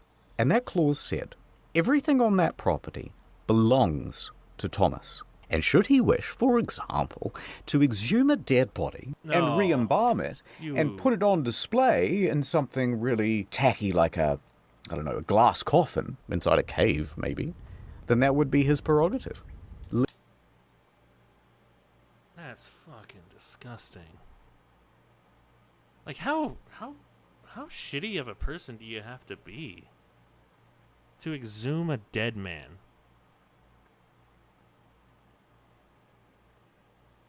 Just basically desecrate his corpse by re-embalming him, and desecrating a corpse.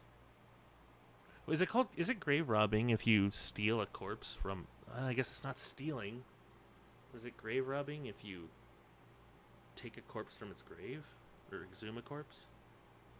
Probably from, against the will of anyone involved with said corpse.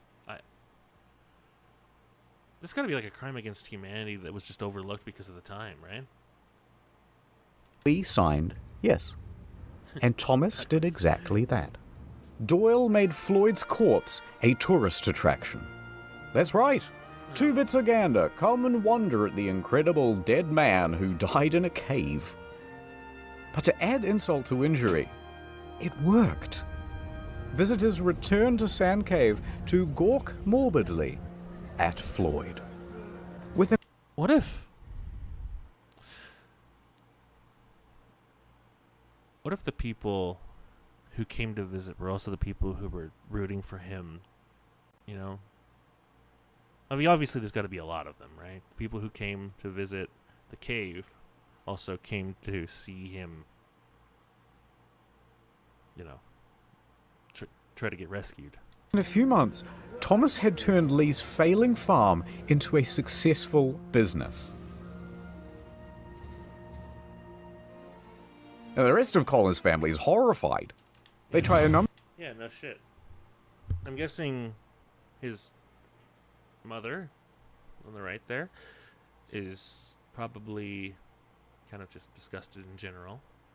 His brother is probably both furious, disgusted, and probably, I'd probably be seeing red. His dad is probably like, damn, that little... Sorry. Probably not, but he was right. That is essentially what he's saying, right? To add insult to injury, that Floyd's idea ended up working out, even though it cost him his life and body. Number of times to get Floyd returned to them, including through the legal system. But somehow, incredibly, the judge ruled in Thomas's favor. And so, there he lay. Damn, I hope the judge didn't have any personal ties and or connections to Thomas in any way, shape, or form.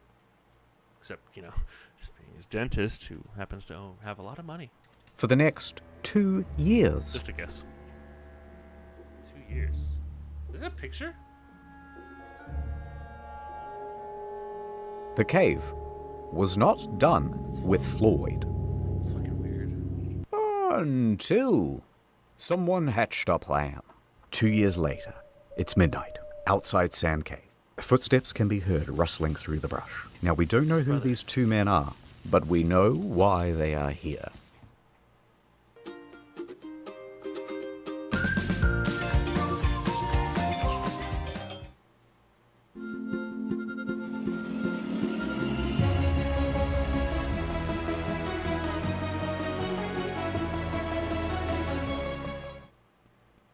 To rob a grave.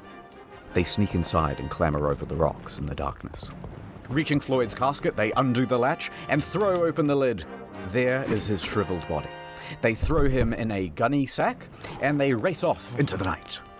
For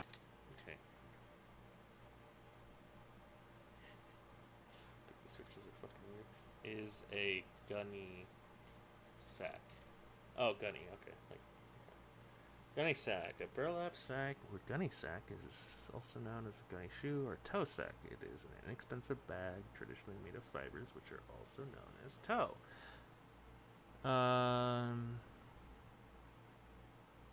Hessian fabric formed from it. Okay, I don't care. Just a big bag. All right, got it. 800 yards they carry dear Floyd, like a couple of sweaty Santas about to deliver a really terrible Christmas present. Panting out of...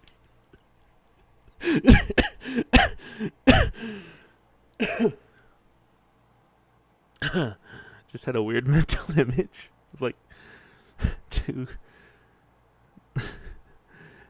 just it's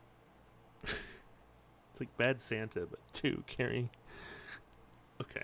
Breath, knowing that they're gonna get caught any minute, they reach the Kentucky Green River hillside. There's no time. With a 1, 2, 3, they launch his body towards the river, and Floyd goes sailing into the air. Be free. Up. Be into free, the starlit Floyd. Is that a beyond. Gmod? It is. And landing in a bush. Oh, God. The two men flee from the scene. Now, the next morning, Thomas notices that the body of Floyd is somewhat missing, and he contacts the authorities. The police come, they dust the casket for fingerprints, and bloodhounds are given Floyd's scent and let loose into the hillside.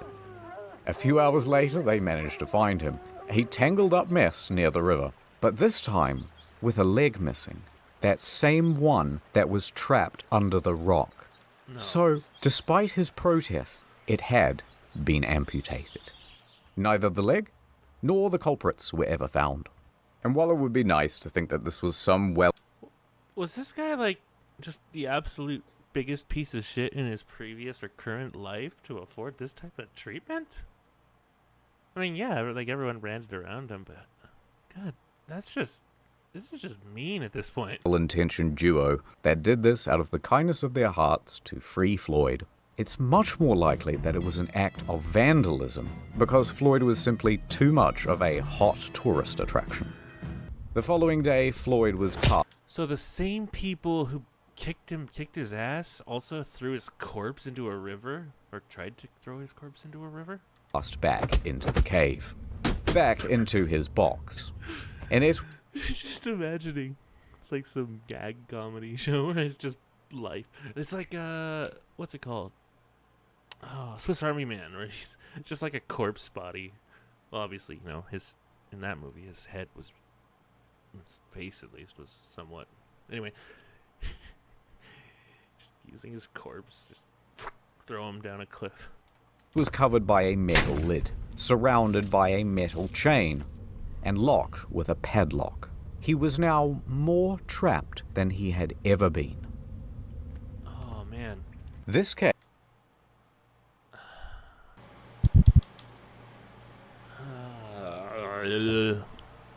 Back to the zone we go. Alright. Where was... Free Thomas... No, we're further than that. Okay.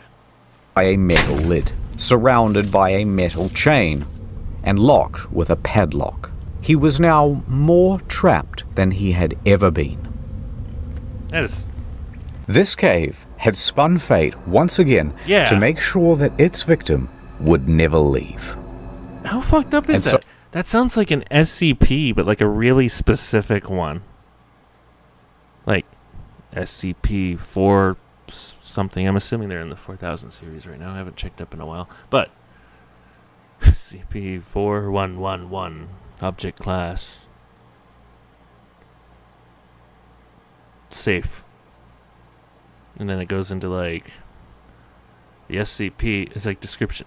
The SCP is a cave that refuses to let go of the body, Floyd Collins, who died April 26, 1925. You know, and then it just kind of just goes further into it. And then I guess Floyd Collins' body would be like -1. And really, the only way it could harm you is if you get stuck while it's trying to trap his body. I'm not a writer, so that probably wouldn't work. So, time passed. Floyd's body would continue to decay. But The rot Is there a movie? Did I fuck it up? from his body Oh no. Hold on. Is there a movie about Sand Cave?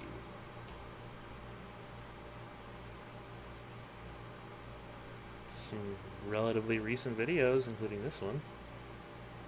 Okay, someone's gonna make a movie about it now.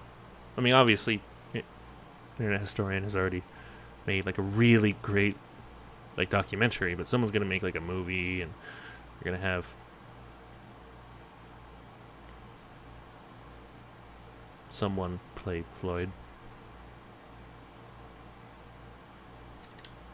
would eventually rot the casket too, and every That can happen. decade or so, it would need to be They're so committed. 4 caskets? replaced. A few years later, he was no longer on display, but even then, he remained in that box for many more years. In 1961, Floyd's cave was purchased by Mammoth Cave National Park, and it was closed to the public. There would be no more visitors. Good. The entrance itself to Floyd's cave was closed with a steel gate and bolted, then welded shut. But the Collins family never gave up objecting to Collins' body being left in the cave. Obviously, it's a dangerous cave, too. And here is where the story ends. In 1989, at the Collins' request, the National Park Service ventured into Floyd's cave. Continuing on a more than 60-year tradition, a team of people worked over the course of several days to remove him from the cave. They took him out, left the cave, locked it behind them, and laid Floyd to rest at the Mammoth Cave Baptist Church Cemetery. How many times? Okay, wait. How many times has he been buried and exhumed? So there was the first time. Do you count the first time when he initially dies? So if we do, okay, let's count that. The first time he died, and then he was exhumed by the people saving him. Then the second time he was buried in the family thing, right? And then he was no. He was buried by the people saving him. Then he was exhumed by his brother, buried by his brother, exhumed by the dentist, buried by the dentist in the cave in a casket, in a glass casket, exhumed by some vandals, buried by buried by the dentist probably again, exhumed by, what am I thinking of? Okay, so after he was buried, he was exhumed by 1980 something people, right? And he was buried again in this church. So that on total, that is 6 times buried, 6 times exhumed. No, 7 times buried, 6 times exhumed, something like that. That's a fucking lot.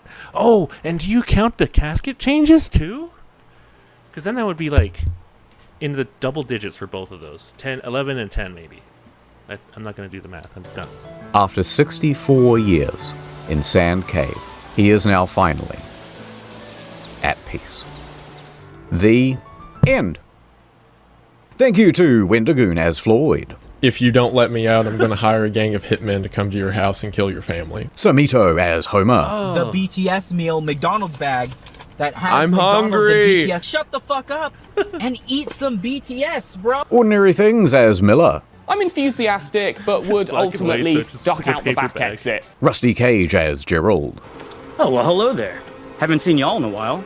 Welcome to my new home. And Many Kudos as Burden. Hey, buddy. You right down there? I can. You little sleepy? I can. Yeah. We get your coffee? Cold and Little cup of Joe? Little cup of Joseph? Little cup of Joseph from a little sleepy guy? Also, by the way, in case you're confused about the channels, this is how it works now. Oh. And do not forget, World of Tanks, World... How does it... Hold on. How does it work? Yeah. Cup of Joseph from a little sleepy guy? Hold on. Cup of Joseph. Cup of... Oh, what's that thing from Homestar? Hold on. Something Jones. Homestar Runner James. Drink?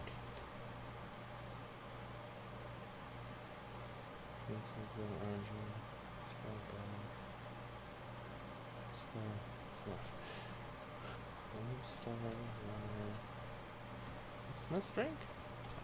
I know I had a weird name. Hold on. Hot Jones. Okay, sorry. I don't know why that's funny to me. Also, by the way, in case you're confused about the channels... Oh, right. Okay, so Internet Historian is scripted content. Incognito mode is unscripted. And story mode is different content. I didn't even know you had other channels. This is how it works now. And do not forget, World of Tanks, World of Tanks. None of this would have happened if Floyd had got World of Tanks. I do like World of Tanks. Thank you for watching. And obviously, thank you for the Internet Historian for being such a fucking phenomenal storyteller. I mean, I don't know. I like his voice. I don't know how to... Plus, he's pretty funny.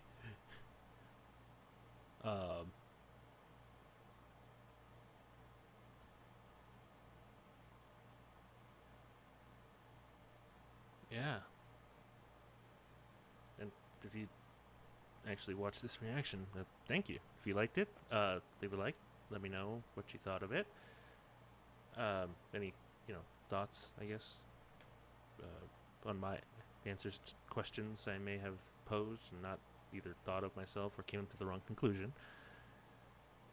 And see you hopefully in the next one. Bye-bye.